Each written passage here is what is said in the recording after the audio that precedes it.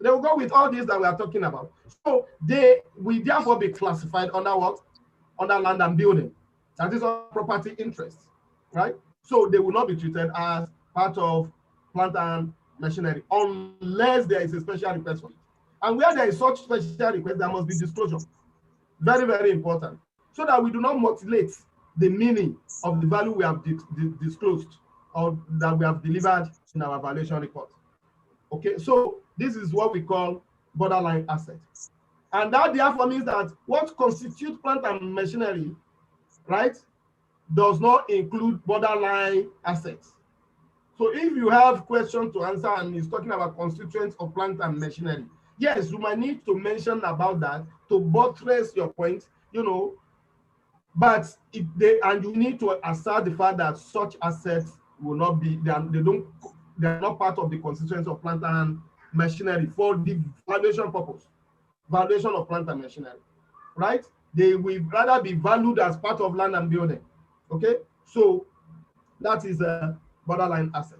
Now again, let's see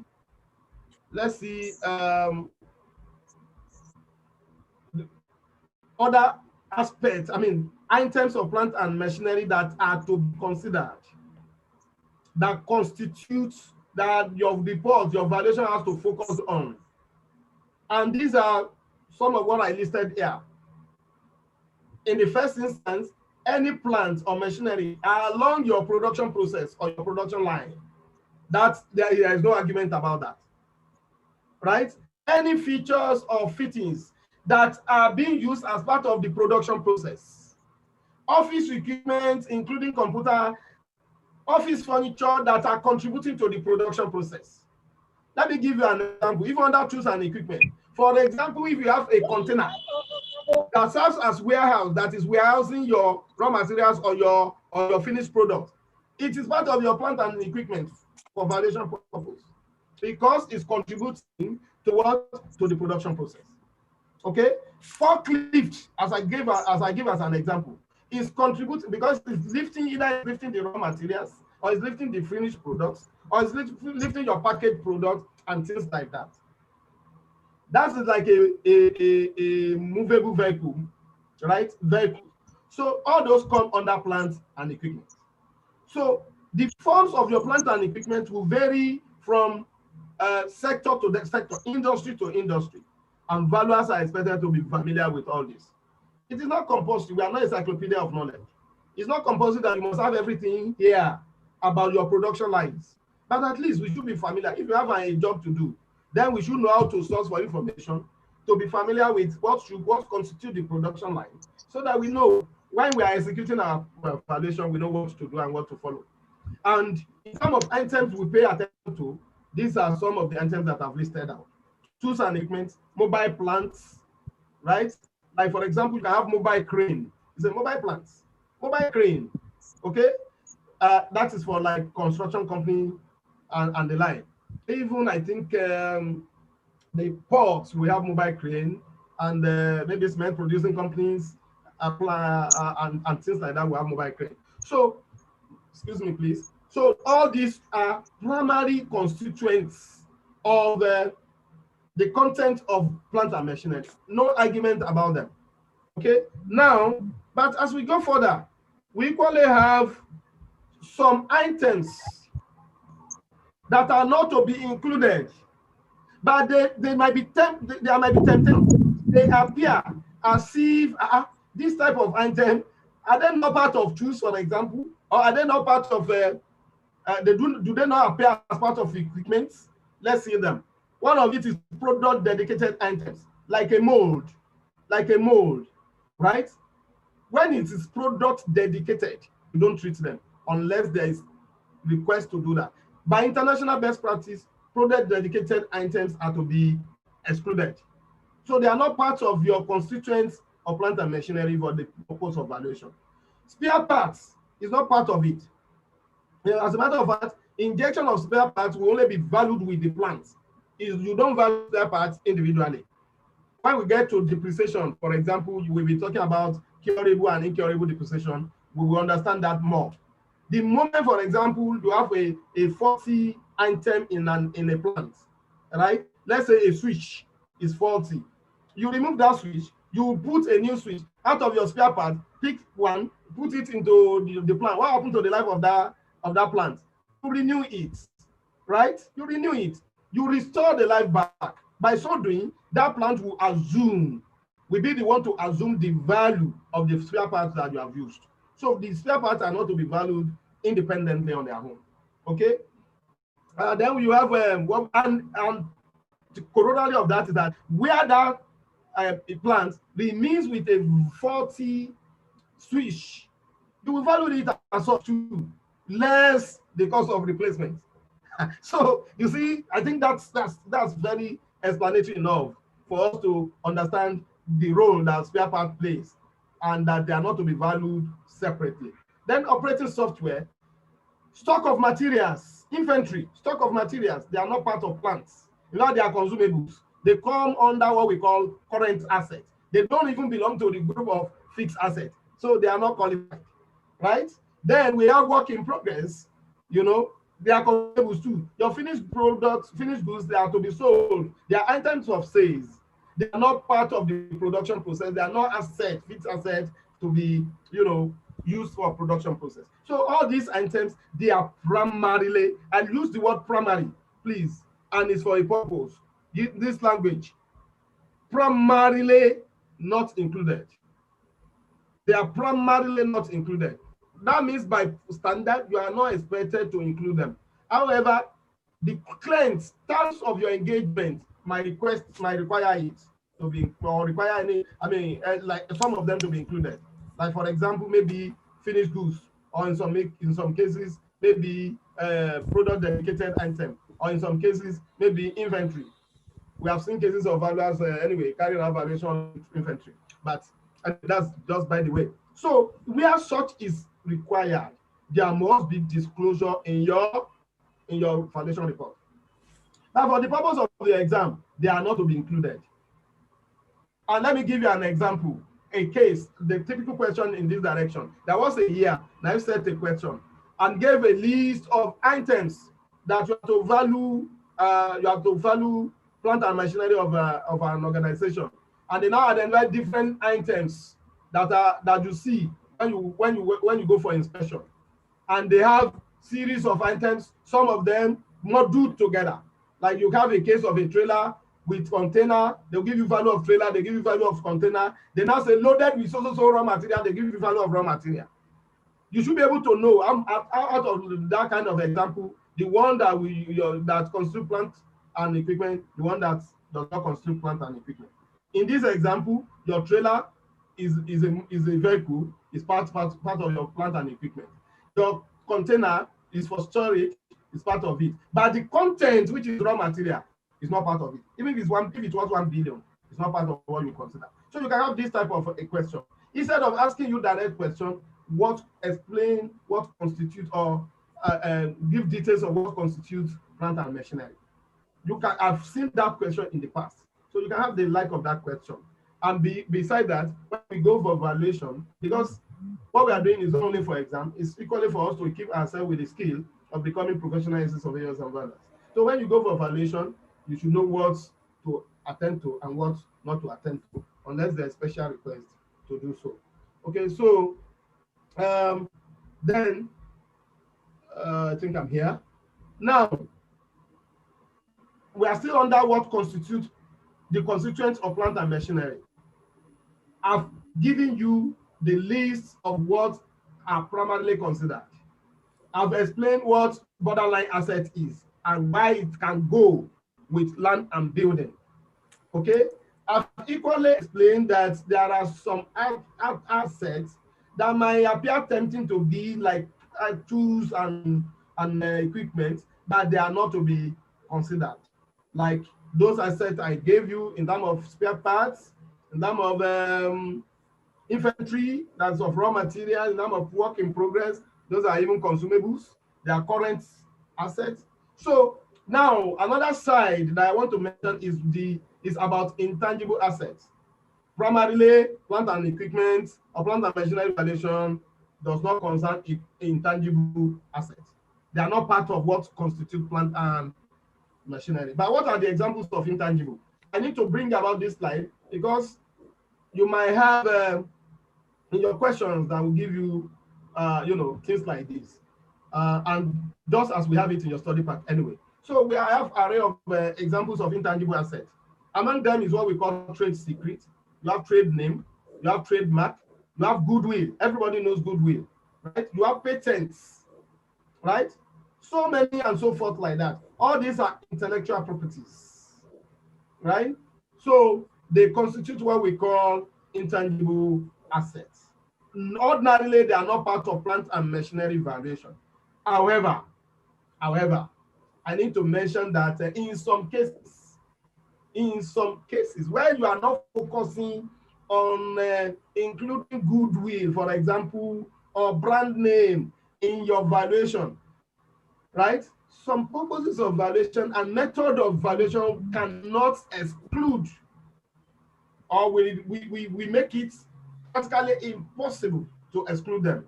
For example, if you are valuing using profit, that is income approach. What contributes to profitability? Goodwill is part of it. Okay, so on any purpose that would require you to value, that's like a business valuation actually, valuing the plant within the business where it is being used. You are measuring the contribution of that plant in the business where it is being used. Okay, so that is a typical example. And these arguments are being in the body of knowledge, in literatures, in journals, that, okay, it's not in all cases that you can actually, eliminate or avoid, or, the aspect of intangible assets. But the focus of plant and machinery valuation does not include intangible assets. I think that is very specific enough. Now, so I equally went further to talk about, I think that I've explained all those ones actually, that intangible assets can have impact on value. It can have impact on the value of tangible assets. If you are using method, depending on the purpose of your valuation, if your purpose is such that it requires basis in terms of going concern, and you have to use income approach, right? It might be practically not possible to eliminate or avoid it. And again, you have cases where the statutes or accounting standard or convention would make it to mean that they can have different meaning. The statute or accounting convention can make them to have different meaning. Okay, so I just need to call your attention to that. Now, what are the factors that affect plants and machinery? Factors affecting plant and machinery. Let's quickly see that. Factors affecting plant and machinery. Okay, I have a question on the chat, in the chat here. The candidate said that it does not get my explanation on constituents of plant and machinery. Please let me quickly recap. I take your pardon, but I'll just do a summary, please. I'll do a summary, right? What I said there is that what constituents of plant and machinery, we are saying that what are those things that constitute plant and machinery? You want to value plant and machinery for a company. You have different types of classes of assets. How will you identify those assets that you should pay attention to, that should be the subject of your valuation? What constitutes plant and machinery?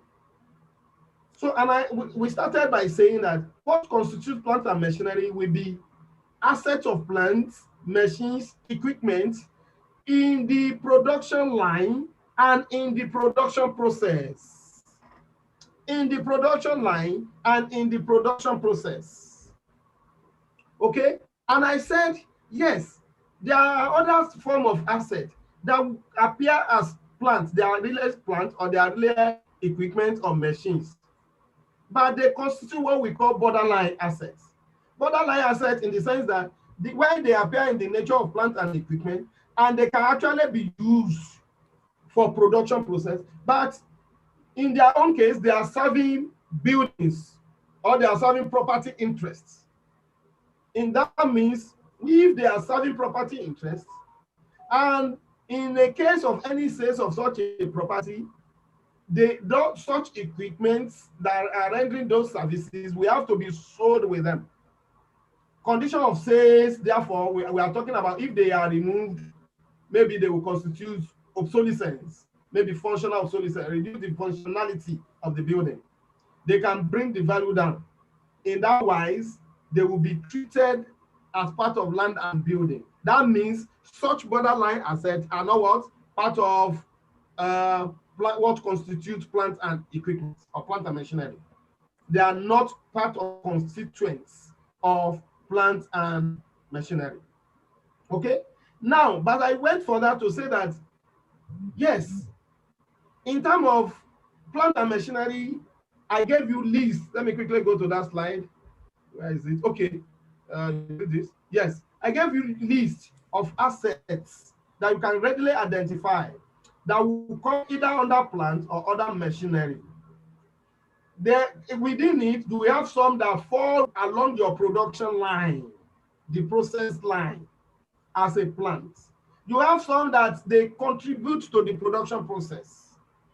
And I gave an example of forklift, for example. Forklift will not be connected to other machine as a plant. They will be within your premises, lifting up one material or the other, or one finished product or the other, but they are contributing to the production process. Hence, it's part of your what? Constituents of plant and machinery. Okay? Your furnitures, office furnitures, all other infrastructures, like for example, transport infrastructure, if it is a plant where you need rail, for example, right? Where moving plant will move from one place to the other along rail, then that will be part of your plant and equipment because it's serving the production process, right? Now, so I gave lists. I said process and production plants, all plants or machinery on that form your production plants. Features and fittings, office equipment, including computers, office furniture, vehicles, mobile plants, tools and equipment. All these that are used in the process of producing goods or services by the organization of which you are to value its asset. All these are the primary constituents. What constitutes primary contents, primary items that constitute plant and machinery. But I went further to say that there are other assets that appear that you can find within your production process or your production room or your warehouse. You can find them, they are there, but they are really not to be treated as part of what? Plant and machinery valuation. And I gave some examples and I gave reasons. One of it is your product dedicated item. Product dedicated item ordinarily will rather have value to the owner. It will not have market value, for example, unless there is a special need or request to make it part of your plant and equipment. I said spare part does not have the life of its own, cannot have the value of its own, because they are there for maintenance. The moment you inject it into the machine will absorb the value, and you'll be able to showcase that value because that it will improve. Cost code, somebody is asking for cost code. Cost code is 304, PQE 304. I've displayed that at the beginning. PQE 304. Okay, somebody has equally put it. Thank you. So now, as I was saying, spare parts will not have the value or the life of its own. They are to be used for maintenance. And I give you an example where you have a case of a plant. I said just consider a switch in your plant. If the machine, the plant has a 40 switch, if it is to be sold of value with that 40 switch, it will be recognized. It will affect the value of the plant because under curable depreciation it will come in. But where, because you have that spare part, oh, this switch is faulty, is removed and replaced, it absorbs the value of that spare part immediately, because it will now be seen as a functional what? Functional plant and be valued as such. Okay, so spare parts, the value will be rather be recognized and captured in the value of the plant for which they are used for maintenance. I gave that example, you know, and I said some other ones are like current assets, not fixed assets. Your fixed finished goods, for example, they are item of trade. But your work in progress, they are consumables. Your stock of materials and so on and so forth. So for those reasons, you are not to include them as part of plant and equipment. They are not part of the constituents of plant and equipment. I hope. Then on the final note, I said intangible assets are not part of the what constitute plant and equipment. And I gave you examples of intangible assets. And I said that, however, there are cases, and there have been arguments here and there is not in all cases that you can eliminate or extricate what intangible asset, the role of intangible asset in plant and machinery valuation, particularly depending on the purpose and the method that you are to use. If your purpose is such that it requires on valuation ongoing concern basis, and you are using income approach, how will you eliminate goodwill, for example? The contribution of goodwill to the profits margin. So, you know, those, I said that argument have been there. So those are what I have, what I said about what constitutes plant and equipment. But I equally gave you cases that question can come for you to give details of what the constituent of plant and equipment.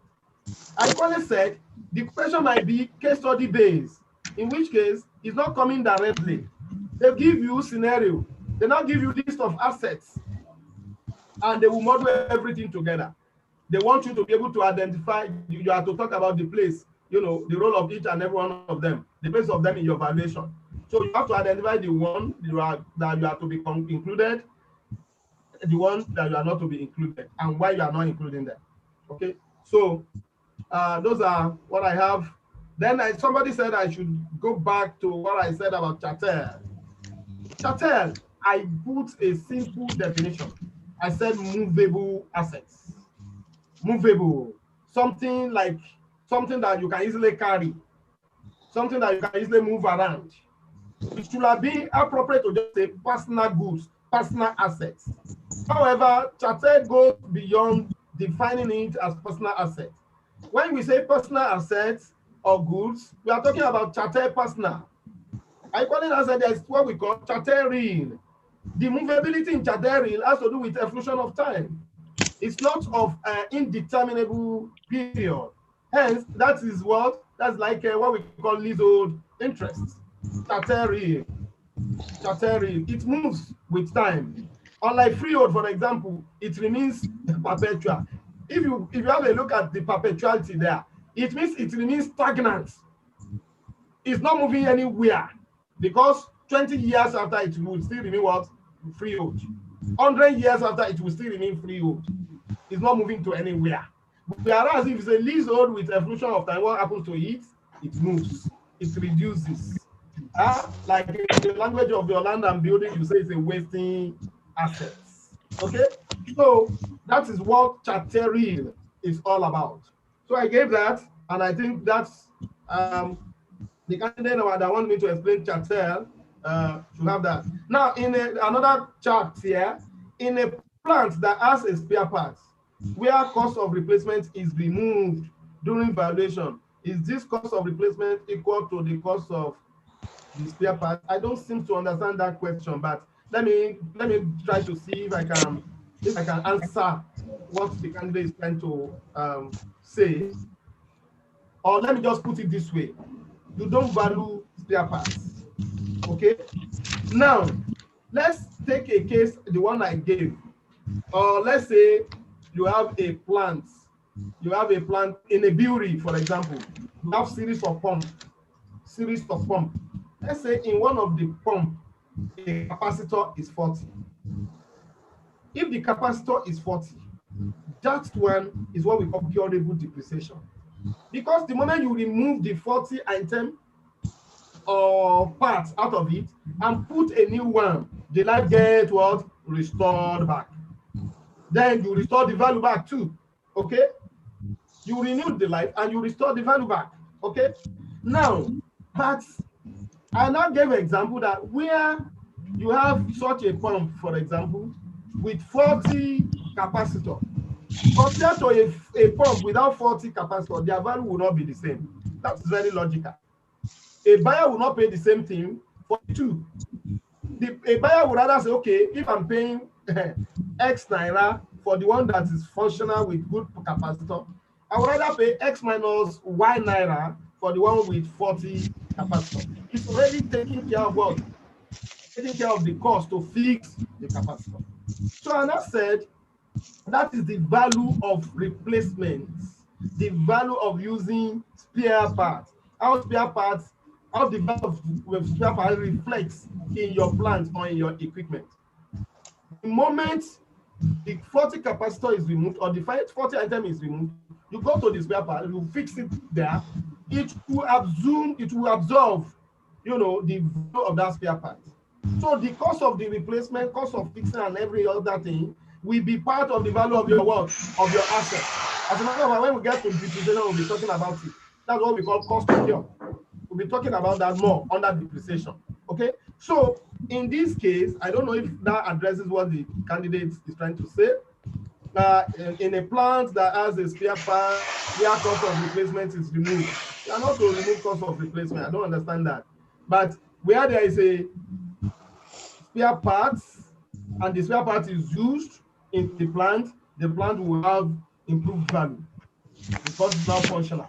So the value of the spare part is already absorbed by the plant. That's what I think the most I can get to explain in that situation. Okay, given what I have here, I think that's all about the chart. So let's move further in our discussion. Now, I wanted to start discussing factors affecting the value of plant and machinery. Noble colleagues, plant and machinery is, or let me say plant and machinery valuation is a little different from land and building. There are some factors that affect both plant and machinery and land and building. Okay, like physical factors, some of these factors here, you find them applicable to land and building too. But I think I have one or two other factors that are very, or three or more, that are very peculiar to valuation of plant and machinery, that affect the value of plant and machinery. So I give a summary. You have this in your study pack, but I'm choosing to summarize it on this slide. Right? One of it is the physical factor. We are talking about age. We are talking about, in fact, in physical factor, we are talking about assessing the existing state. Let me put it that way. Assessing the existing state of the asset of the plant. And that we are talking about what? We are talking about depreciation. In terms of what's the impact of usage in it? What's the impact of usage? What is the age? The impacts. What is the impact of maintenance? How has it been affected in terms of maintenance and so on and so forth? All these will come under what we call physical factors. Okay? They will affect the value of the assets. That's very clear.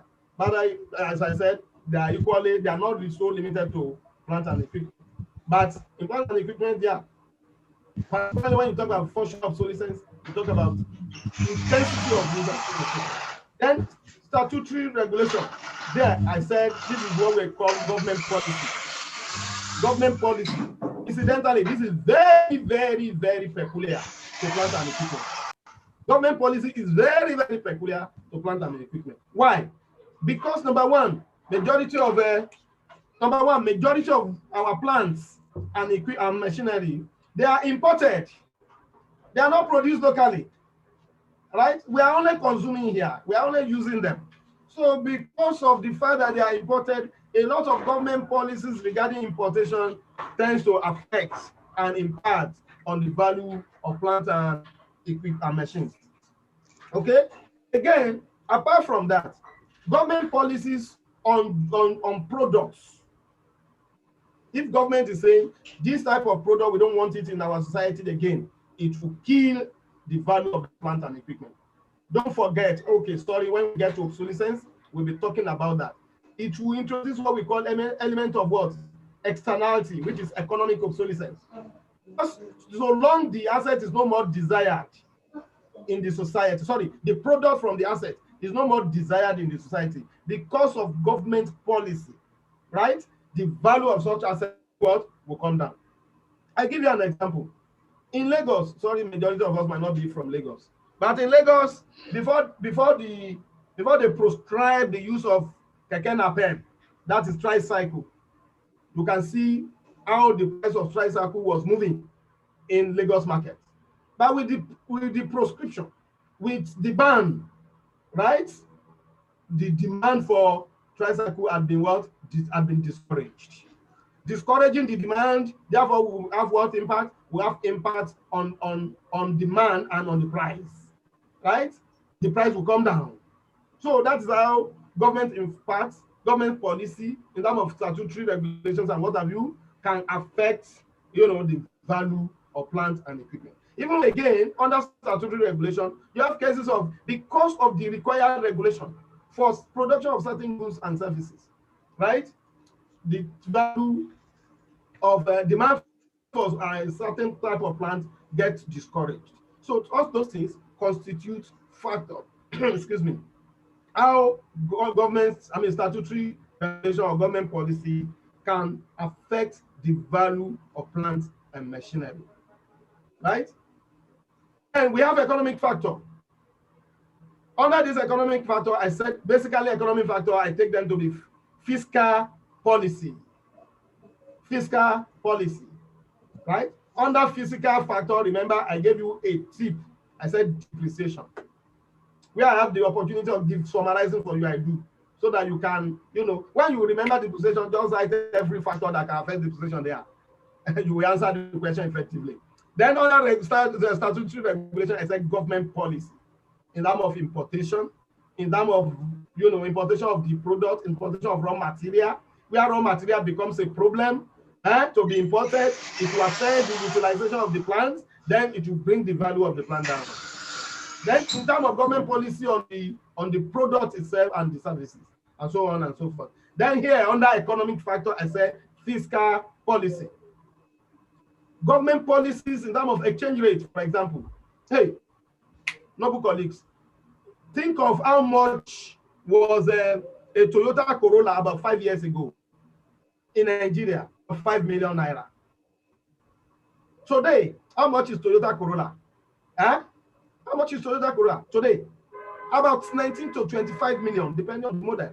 19. One term 19. What has changed? It's not the price, it's not the inflation in the market where the Toyota Corolla is produced. It is our exchange rate. It is the impact of the exchange rate. The price still remains relatively stable where it is produced. You can see the impact of what? Fiscal policy, right? Of recent, in a laundry, dry cleaning and laundering services center, they wanted to, buy some items, and a plant, that is the washing machine that was bought for about 150,000 maybe a couple of years back, today is a multiple of about ×6 of the same price. And normally when I lecture on this, particularly at our academy, I normally mention of a case, a particular experience, right? We bought for a project, we bought an e-lock van for about 5 million or 5.5 then, about 5-6 years ago. Just about a year ago, when we were like, okay, let's see if we can sell this. Okay, what is the price of Tokumbo? Do you know that the price of Tokumbo, when we entered market, price of Tokumbo, not offered to our model, was around 7 million. Even our home was priced at around 7 million for purchase. Something we bought for around 5.5. And that is not a land and building that you say it appreciates. What has changed? It's not that the asset is appreciating, it's the economy of the country, is the government policy, in that physical policy, financial policies, right? Talking about exchange rates. So you can equally see the impact of inflation. You can see the impact of availability of credit facility. You can see the impact of interest rate, and so on and so forth. Okay, all these come under economic factors. Then we have sales approach. This sales approach here talks about the sales process. What is the sales process? Most likely sales process for the plant. Will it be through private treaty? Will it be through bidding? Will it be through auctioning, and so on and so forth? These tend to impact on what the value of the asset would be. We have location.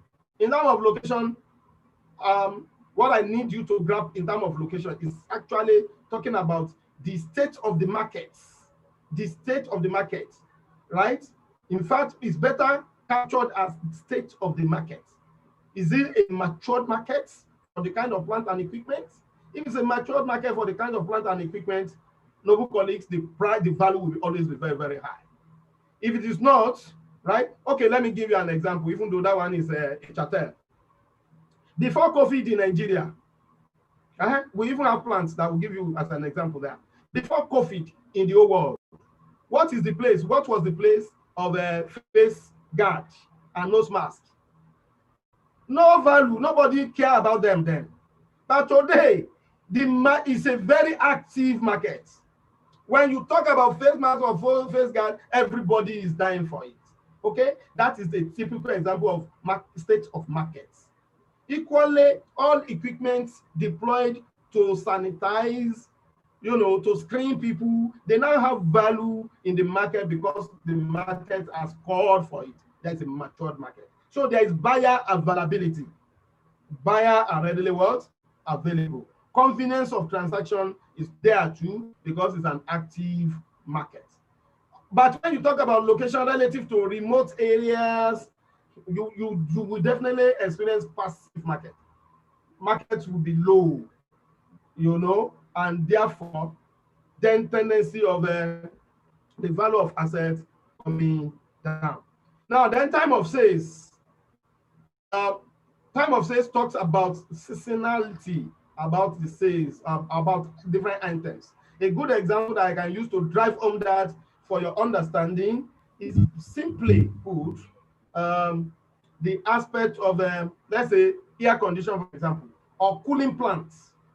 Cooling plants will always attract more demand during dry season and less demand during rainy season in our society here.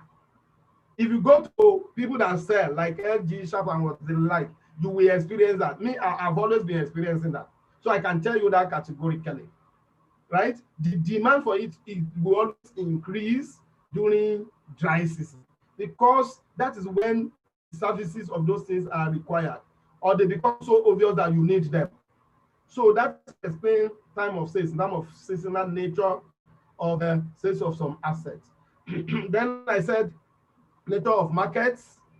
Nature of markets here, I am talking about some assets has local markets. Some assets has national markets. Some assets has international market.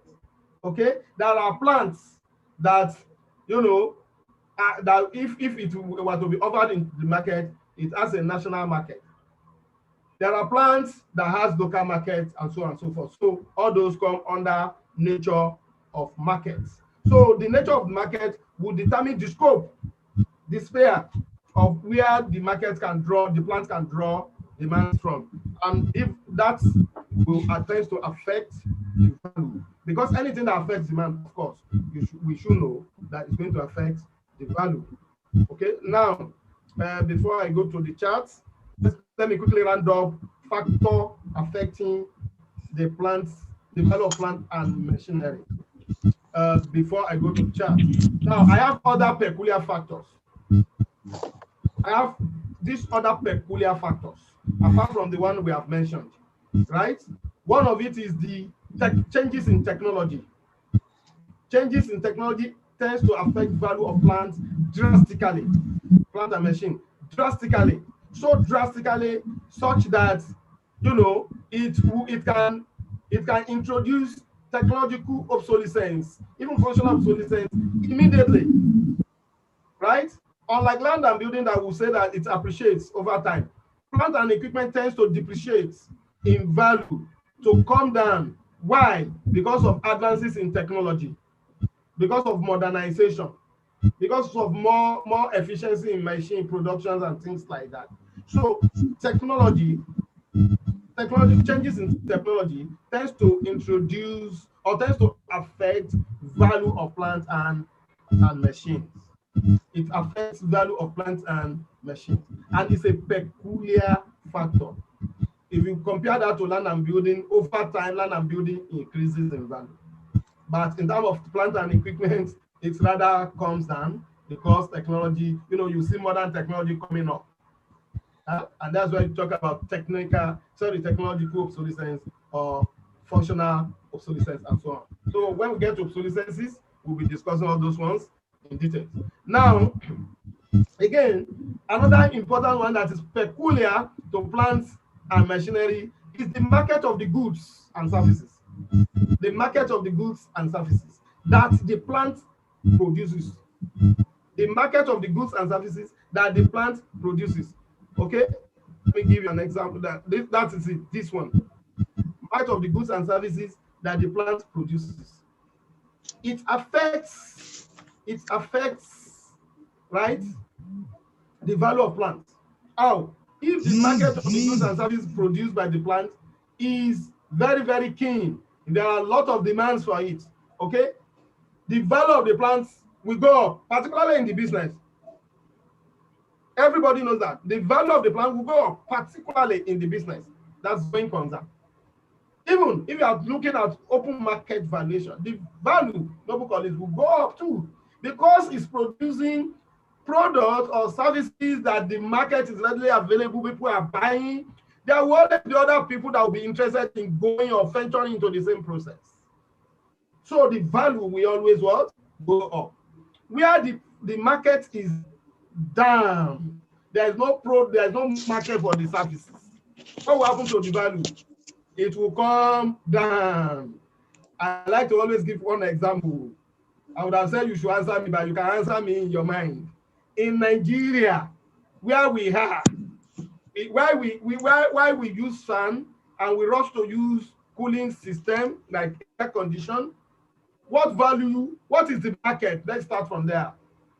What is the market for the services of environmental heating system? Environmental heater, room heater, right? To heat your room, to heat your sitting room. What is the market for it? For the services they render, there is no market at all. There is no market. If such a plant, environmental heating plant, is made of gold, is made of higher degree of machine efficiency. In Nigeria, I can say that any other place, that the market is not here, demand for it is what? Zero. Therefore, value for it is what? Zero. In fact, it is zero. You will not buy.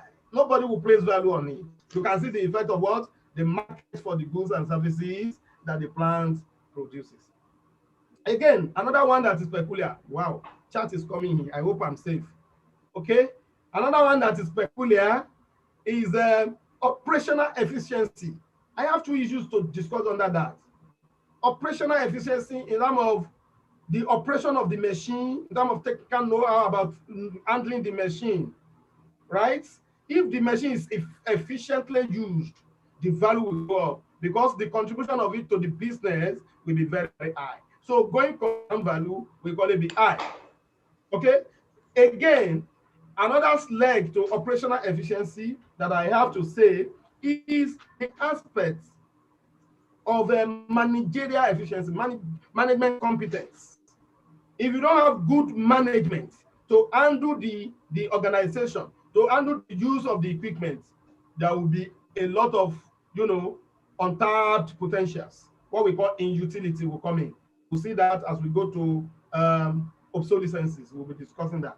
Inutility will come in. Idle potential will be there. It will not perform optimally. Such an organization the assets of such an organization will not attract more value. Their price, their share, unit share, the value of unit shares in the market will be very, very low.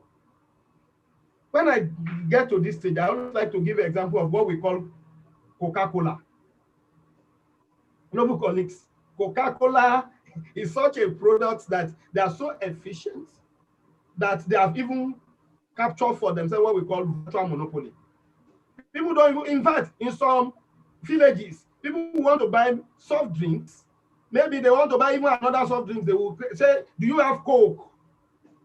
They will be asking for Coke. They don't mean Coke, but you see, we have been so used to it.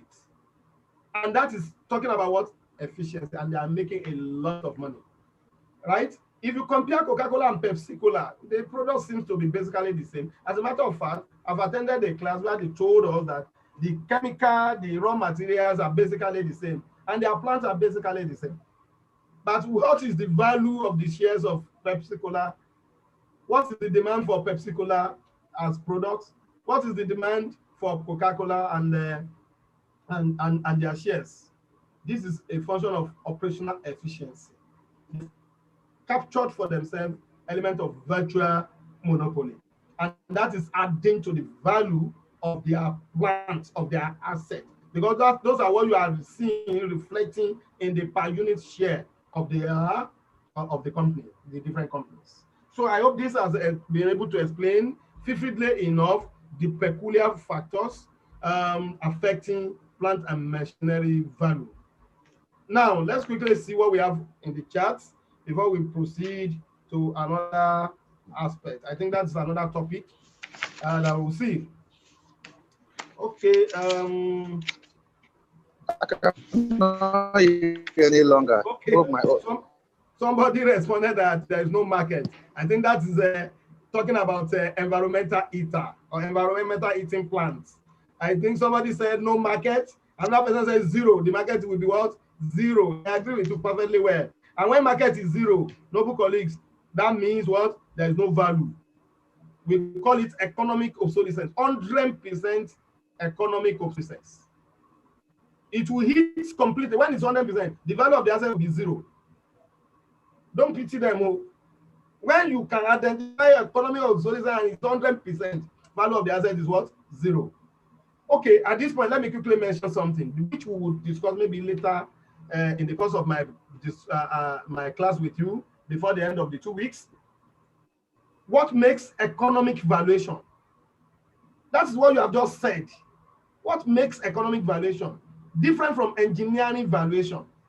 This is why engineers can never claim to be what? To be capable of handling plant and machinery valuation. Because there we are looking at what benefit will these assets bring to us. We are not looking at the makeup of the machine. We are not looking at the operational efficiency of the machine and isolation of the benefits you will derive from it. We are placing value on the utility benefit derivable from the assets. And that's why the same assets in the same economy are operated by two different organizations can attract different value. And that is why a machine, for example, environmental heating plant that we just mentioned, let's say it's of modern technology, it's just brought into Nigeria, where market for the services is going to render is zero, therefore economic obsolescence 100%, therefore value, market value in terms of economic valuation is zero. What will happen to engineering valuation? They assess the quality of materials, they say fantastic. They assess the technology, they say perfect. They will assess the modernization, they say good. Right? All this will be good for them. So the value in terms of engineering valuation will be what? Very high. It's different from our own argument. It's different from the role we play. We place economic value on these assets, not to assess the makeup of the machine. So, noble colleagues, I think that suffices enough to position us in case you have engineering colleagues that you have to interact with. And as a matter of fact, in case you see that in your question, we will talk more about it before the end of my class. I actually expect that it should be part of your question. I'm not giving you examiner questions, so but it should be part of your questions because of what we are experiencing now in the country, right? In essence of surveying and valuation. So you should be prepared for that. That's one original. I'm not saying okay. So we'll talk more about it. So another guy said, Inverter has market. It does not have markets abroad. Thank you. That's a very good example. You have gone for inverter. Let's pick generating plants. Power generator. It has value. Why? Because we don't we don't have stable light. Anyway, I need to, however, mention that it's not as if Invata does not have market in abroad. It's only that the market is low. Even in UK, I saw buildings with solar panel in UK. So it means therefore they use Invata too. But what I got to realize is that they have what they call net metering. What you are able to generate privately and what they generate for you, they net it out. So you save money by, you know, and you know they pay through their nose there to enjoy every utility. So, but in Nigeria, we are dying for it. Why? Because of instability in power supply. We are dying for generator because of instability in power supply.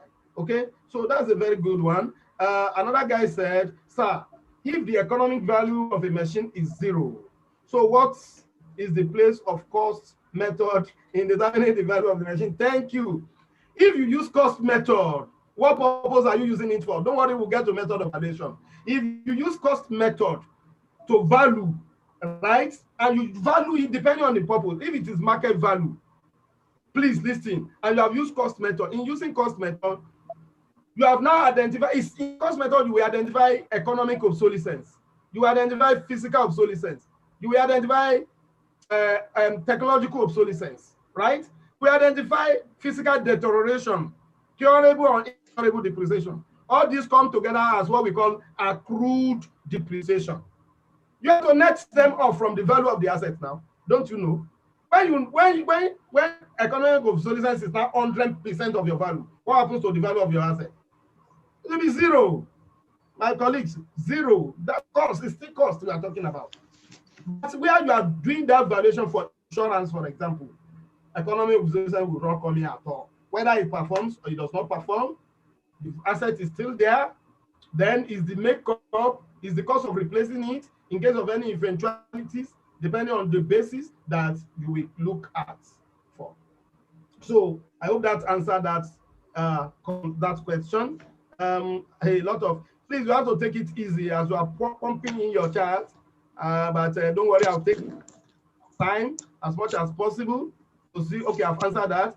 This second one says, can we please have a break in the next 10 minutes for prayer? Okay, I appreciate that. I'm a Muslim too. That is an honor.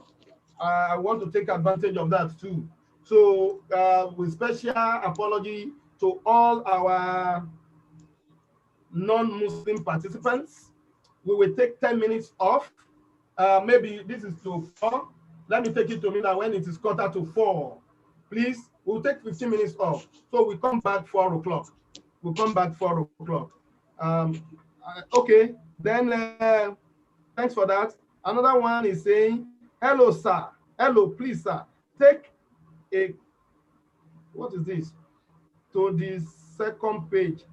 Let me dot a little. Your cursor, Abi. Okay, take your cursor to the second page. I don't know which second page now, but okay, let me go back. If this is your second, if this is the second page, can you please let me know? The guy, I don't want to mention your name, just chat me up that yes, then I take it to me, that's what you want. Okay? Wow. So many things. Okay, let's see. I think I have another person here. This person sent a link. I don't know what he wants us to do with this link. I don't know what he wants us. Maybe it's for the class. Okay. I have another one. What method of valuation is best used in value plan? Don't worry. We will get there. We will get there. We will discuss method. So just try to be part of this class. Sir, please explain accrued valuation again. No, I didn't say accrued valuation. I said accrued depreciation. Accrued depreciation. I don't mean accrued valuation, no. Accrued depreciation. And what accrued depreciation means is, you know, summations of all loss in values. Summations of all loss in values. We have what we call element of loss in values. We have depreciation, in terms of physical deterioration, curable, incurable. You have obsolescence in terms of technological, in terms of functional, in terms of economic, Then you have what we call inutility. Actually, some school of thought believe that inutility is equally part of what? Economic obsolescence, but I don't think it's totally part of economic obsolescence. But economic obsolescence can contribute to inutility. So all these together, when you have them over a period of time, you sum them together. That's what we call what? Accrued depreciation. And again, it's different from accumulated depreciation. When we get into depreciation class, we'll be discussing them. Okay. What method of valuation? Okay, I've said that. Accrue. Okay, I think I've said that. Okay, the guy said I meant depreciation. Okay, thank you. That's all right. Then another guy said, please, sir, is it possible for us to have access to the slide? Okay, I'll give that a thought. That will not be a problem. Depending, I will give it a thought. If that will help us. But majority of what we have here is your study pack anyway. But if that will help us in passing our exam, I will not. I won't mind. I will look. I'll give it a thought. Okay. Then that slide. Another one says, okay, please, sir, is foreign exchange market part of factors affecting? Yes, when you talk about foreign exchange market, you are talking about exchange rate there now. Is that not so? That's it. It's even that comes under economic factor, fiscal policies. Yes, foreign exchange market. That's exchange rates. It's foreign exchange market that determines or influences on, yeah, what we call exchange rates. Okay, so it's a factor. Thank you so much. I appreciate this participation, and it seems we are on the same page. Now, I don't know, the guy that called for second slide or the previous slide, I don't know. I hope this is the one you mean. If it's not the one you mean, please just chat me up so that I can quickly. If it's the one you mean, fantastic, that's okay.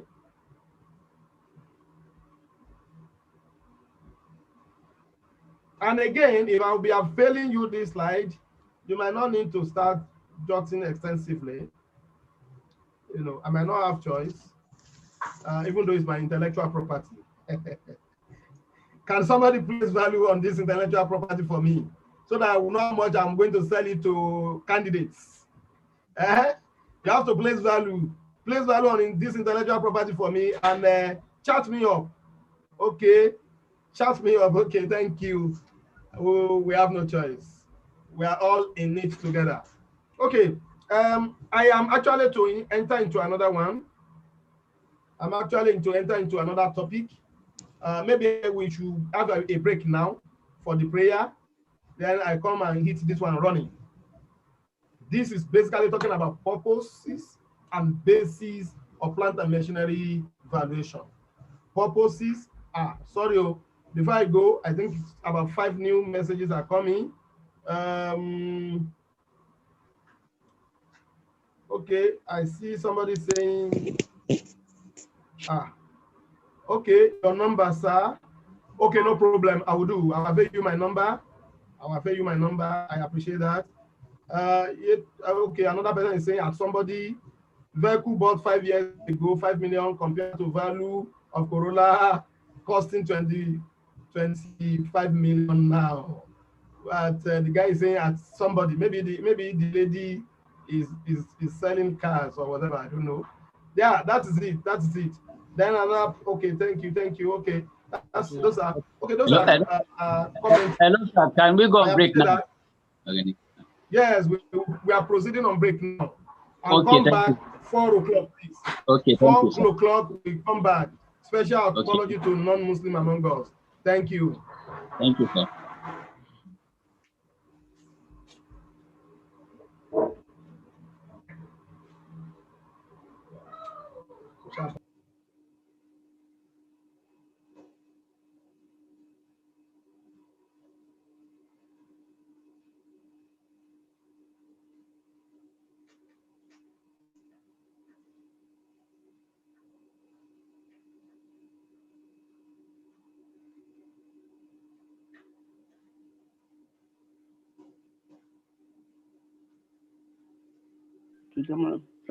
Can you explain the